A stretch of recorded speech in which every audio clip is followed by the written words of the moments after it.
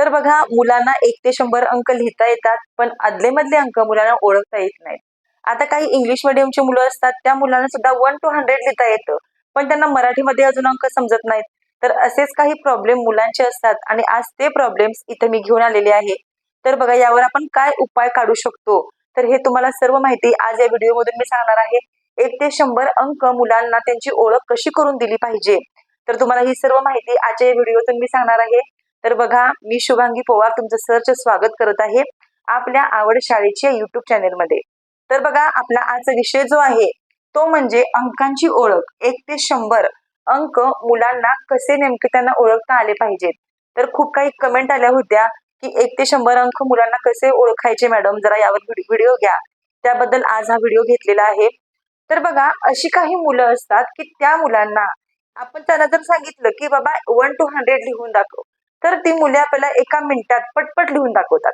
पण त्या मुलांना त्यातले नेमके अंक कोणते आहेत, म्हणजेच बघा, नेमकं 42 म्हणजे किती, बरोबर 79 म्हणजे किती, 92 म्हणजे किती, तर हे मुलांना कळत नाही. किंवा त्यांना आपण इंग्लिश मधून सुद्धा विचारतो की 40 म्हणजे किती, 42 म्हणजे किती, 45 म्हणजे किती, 52 म्हणजे किती, 93 म्हणजे किती, तर ते मुलांना सांगता येत नाही, पण मुलांना लिहिता मात्र येतं.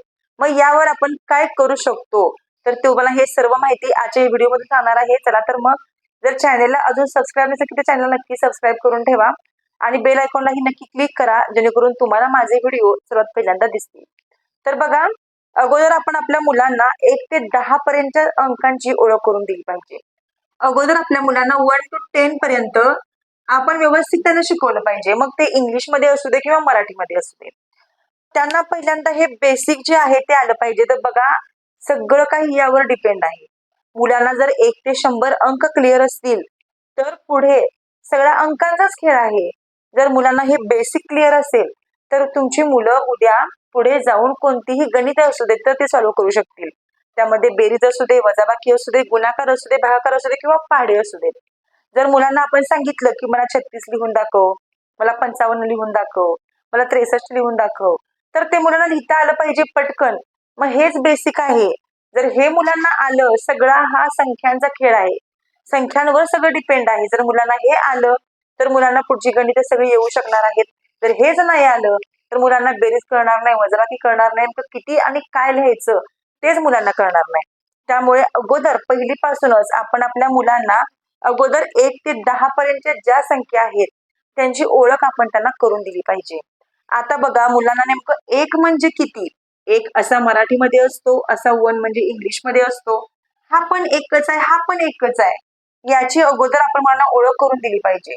हा इंग्लिश मधला 1 आहे, हा मराठी मधला 1 आहे, दोन्हींचा अर्थ एक म्हणजे एकच असतो फक्त. तर 1 म्हणजे किती नेमकं, मग तुम्ही मुलांना इथं चित्र काढून दाखवू शकता. असा एखादा बॉल काढा, तिथे तुम्ही काय पण फळे वगैरे काढा, तुम्ही काही पण एखादा तुम्ही त्रिकोण काढू शकता, सर्कल काढू शकता, स्क्वेअर काढू शकता.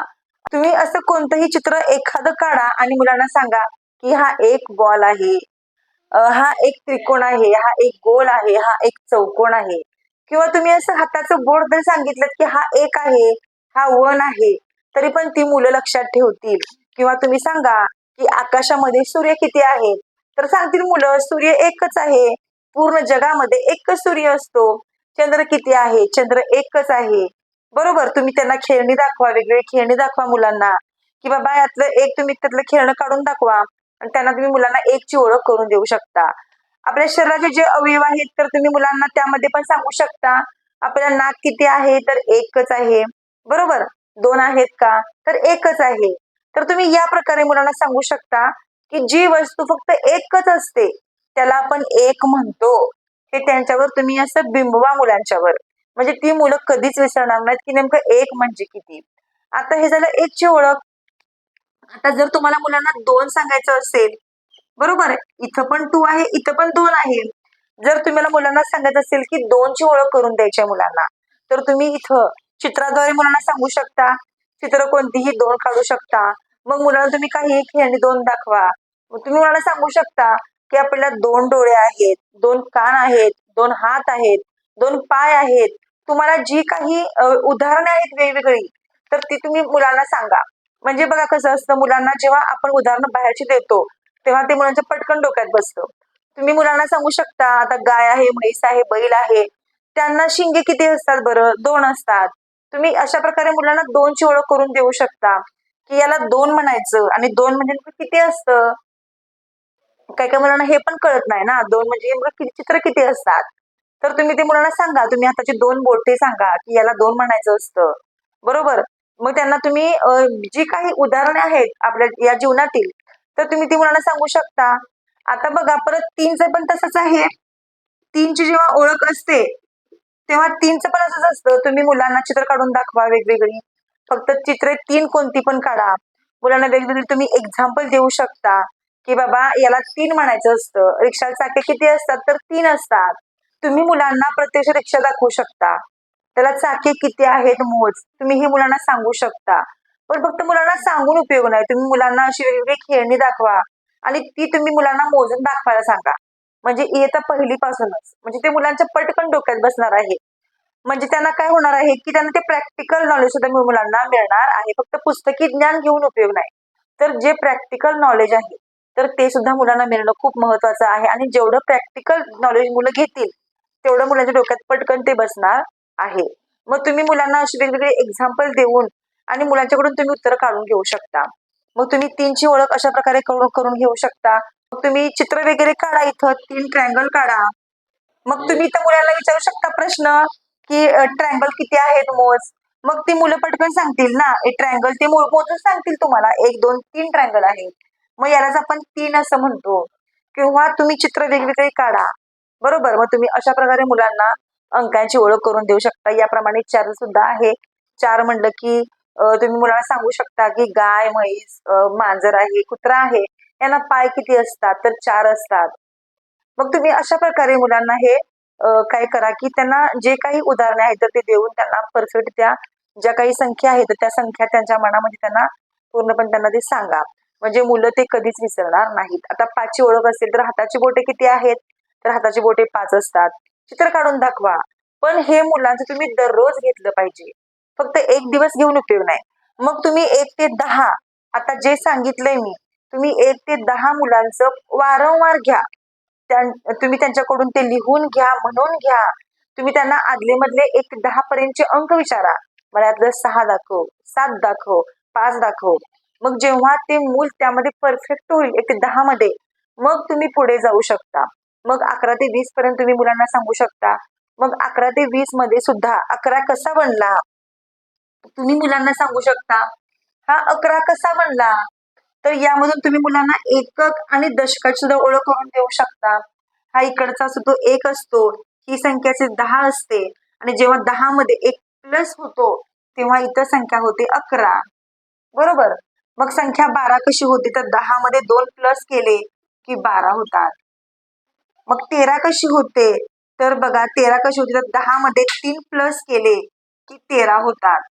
मग तुम्ही हे मुलांना ओळख करून द्या. मग 10 वस्तू आणि त्यामध्ये आणखी एक वस्तू ऍड केली तर त्याचं 11 होतं. बरोबर? 10 वस्तू त्यामध्ये जर आणखी 2 ऍड केले तर त्याचं 12 होतं. बरोबर? आणखी 10 वस्तू त्यामध्ये जर आणखी आपण 3 ऍड केल्या तर 13 होतं. मग पुढचं मुलं आपोआप तुम्हाला सांगतील, की 10 मध्ये 4 प्लस केले तर 14 होतील, 15 होतील, 16 होतील. तुम्हाला हे 20 पर्यंत मुलं आपोआप सांगणार आहेत. मग तुम्ही हे पण 11 ते 20 ज्या संख्या आहेत, त्या एक आठवडाभर मुलांच्या अशा वारंवार लिहून घ्या. आणि मग मुलांना 1 ते 20 मध्ये तुम्ही आदले-मधले कोणतेही अंक तुम्ही विचारू शकता. जेव्हा ते मूल त्यामध्ये परफेक्ट होईल, तेव्हा तुम्ही मुलांचं 21 ते 30 संख्या घेऊ शकता. जर तुम्ही एक आठवडा प्रत्येकाला दिलात, तर बघा 1-2 महिन्यामध्ये मुलं कव्हर होतील. त्यांना आदले-मधले कोणतेही अंक ते परफेक्ट त्यांना सांगतील आणि ते कधीही विसरणार नाहीत त्या संख्या. त्यामुळे मुलांना मग तुम्ही अशा प्रकारे 21 ते 30 एक आठवडा घ्या. बरोबर? मग 31 ते 40 एक आठवडा घ्या. 41 ते 50 एक आठवडा घ्या. याप्रमाणे तुम्ही मुलांचं रिव्हिजन करून घ्या वारंवार. त्यांना परत सगळं 100 पर्यंत जेव्हा होईल, मग त्यांना तुम्ही एखादं चित्र दाखवा किंवा तुम्ही काही वस्तू दाखवा मुलांना आणि मग तुम्ही त्यांना विचारा, या वस्तू किती आहेत मोज. बरोबर? मग 10 मध्ये तू आणखी 4 ऍड कर. बरोबर? आणि ह्या सगळ्या किती आहेत त्या मला मोजून दाखव. यामुळे काय होणार आहे? दशक आणि एकक यांची सुद्धा ओळख मुलांना होणार आहे आणि संख्यांचं जे ज्ञान आहे ते सुद्धा मुलांना होणार आहे. पण यासाठी तुम्हाला थोडं कष्ट घ्यावं लागेल. आपल्या मुलांसाठी थोडं आपल्याला कष्ट घ्यावं लागतं. त्यांना जर आपल्याला पुढील स्पर्धा परीक्षांना बसवायचं असेल, आता पहिलीपासून वेगवेगळ्या स्पर्धा परीक्षा आहेत आणि त्यासाठी मुलांना हे येणं खूप महत्वाचं आहे. मग त्यामुळे आपल्यालाही थोडं कष्ट घ्यावं लागतं. मग बघा, जर तुम्ही 2 महिने हा त्रास सहन केलात, तर पुढे जाऊन मुलं कधीही विसरणार नाहीत. ते अंक जे आहेत, तर ते अंक कधीही विसरणार नाहीत. त्यांची रिव्हिजन दररोज घ्या, त्यांचं वाचन घ्या, लेखन घ्या. त्यामुळे काय होणार आहे, या सरावामुळं काय होणार आहे, मुलं परफेक्ट होतील. म्हणतात ना, प्रॅक्टिस मेक्स मॅन परफेक्ट. सरावाने माणूस परिपूर्ण होतो आणि होतोच होतो. जेव्हा सराव आपण एखाद्या गोष्टीचा करतो, तेव्हा त्या सरावामुळे माणूस परिपूर्ण होऊन जातो. त्यामुळे सराव हा खूप महत्वाचा आहे. तर बघा, अशा प्रकारे मुलांना 1 ते 100 पर्यंत तुम्ही अंकांची ओळख करून देऊ शकता. या ज्या बेसिक संख्या आहेत, तुम्ही 1 ते 10 पर्यंत मुलांना हे सगळं घ्या. पण पुढे मुलांना हे काही सांगायची गरज नाही. जेव्हा त्यांना 10 पर्यंत सगळं समजणार आहे, तेव्हा 11 पासून त्यांना आपोआप येणार आहे. 11 म्हणजे कसं, की ही संख्या 10 समजायची म्हणून त्यांना सांगायचं आणि हा 1. मग तुम्ही त्यांना 1 ते 10 पर्यंत ऑलरेडी ओळख करून दिलेली असते. मग या 10 मध्ये जर 1 ऍड केला असतो तर किती होणार? तर तुम्ही हे अशा प्रकारे मुलांना टीचिंग केलं पाहिजे. म्हणजे मग मुलं काय होणार आहेत, की कधीच विसरणार नाही. ती एकदम परफेक्ट होऊन जातील. चला तर मग अशा प्रकारे मुलांना बाहेरचे एक्झाम्पल देऊन किंवा काही पुस्तकातले एक्झाम्पल घेऊन किंवा काही आपले शरीराचे पार्ट आहेत तर ती एक्झाम्पल देऊन अशा प्रकारे वेगवेगळी उदाहरणं देऊन ज्या मुलांच्या या कन्सेप्ट आहेत 1 to 100 पर्यंतच्या या क्लिअर केल्या पाहिजे. मग मुलं आपली काय होणार आहेत, एकदम तयार होणार आहेत. चला तर मग जर तुम्हाला व्हिडिओ आवडला असेल तर नक्कीच लाईक करा व्हिडिओला. कमेंट करून सांगा तुम्हाला हा व्हिडिओ कसा वाटला. चला तर मग आपण असंच भेटू आणखीन एका नवीन व्हिडिओ सोबत. तोपर्यंत धन्यवाद.